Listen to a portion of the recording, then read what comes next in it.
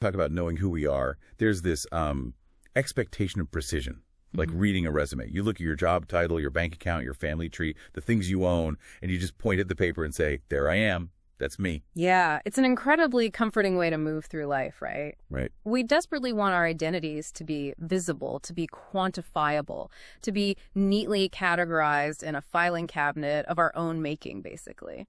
But then you apply ancient Eastern philosophy to a 400-year-old Western drama, and suddenly that neat little resume is completely shredded. Welcome to this deep dive, by the way. Yes, welcome. We know you. You are the learner. You love gaining these deep, surprising insights from multiple perspectives, and you really don't want the dense jargon. So today, we have the ultimate intellectual mashup for you. We really do. We're looking at a fascinating stack of sources today. We are. We're taking Shakespeare's King Lear, but we are absolutely not looking at it from a standard English lit perspective. Instead, we're using ancient Vedantic philosophical texts to decode the play. Which is, such a wild approach, but it works so perfectly. It really does. It transforms this classic family tragedy into a timeless manual on the absolute dangers of self-ignorance. So to set the baseline for this exploration, we have to look at the core premise these Vedantic sources bring to the table. Right. What is the root cause here?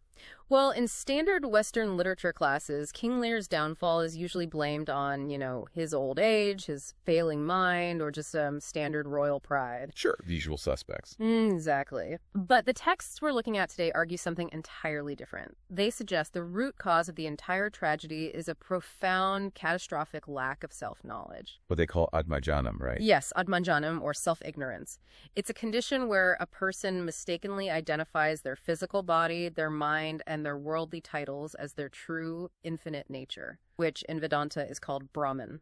Let me just push back on that premise for a second, though, because, to understand the catastrophic decisions Lear makes right out of the gate in Act 1, giving away his kingdom, banishing his favorite daughter, we have to look at his actual mental state. Right.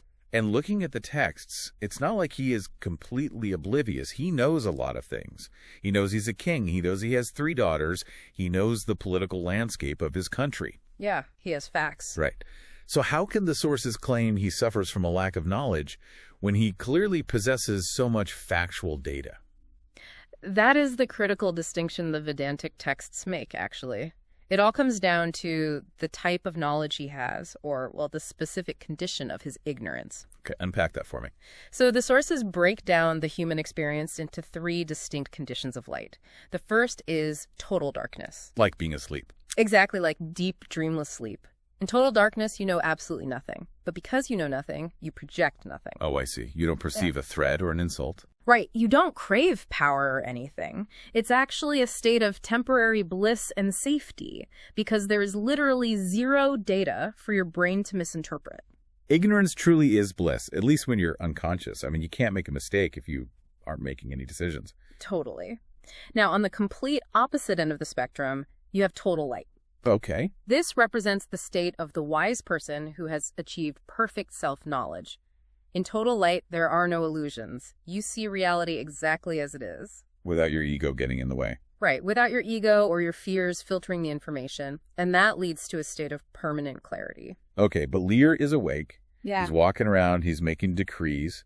He's definitely not in total darkness. No, he's not. And given the absolute chaos he causes, he certainly isn't operating in total light either. No, he is trapped in the third condition, which the texts call partial light. Partial light is essentially the twilight zone. The twilight zone. Yeah.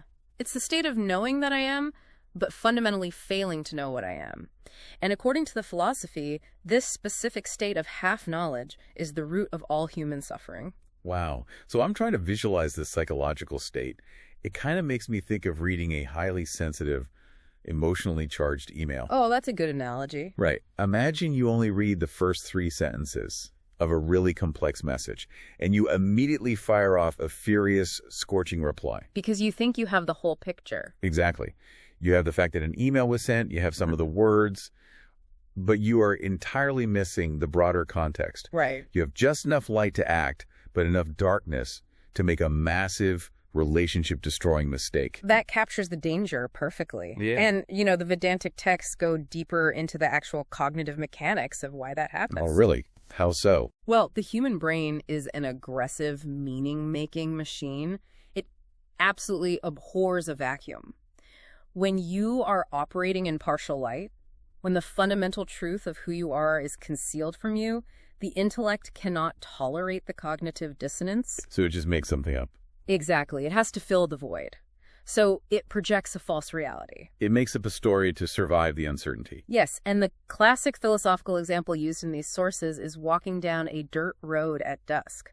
Twilight is literal partial light. Okay, I'm picturing it. You look down and see a coiled shape on the ground. Because it's not total darkness, you see something is there. But because it's not total light, you don't see that it's merely a piece of discarded rope. Oh, so your brain panics. It completely panics. It tries to fill in the blanks to keep you safe and projects the image of a deadly snake. Suddenly, your heart rate spikes, adrenaline floods your system, you are terrified. And the physiological reaction is 100% real, but the cause is completely fabricated by the mind. Precisely. Now, in Lear's case, he suffers from a specific arrogance born of this half-knowledge. The Sanskrit term is dambhaḥ. Dambhaḥ, okay. Yeah, so because he has the factual data that he holds the power of a king, his brain projects the assumption that he must therefore possess the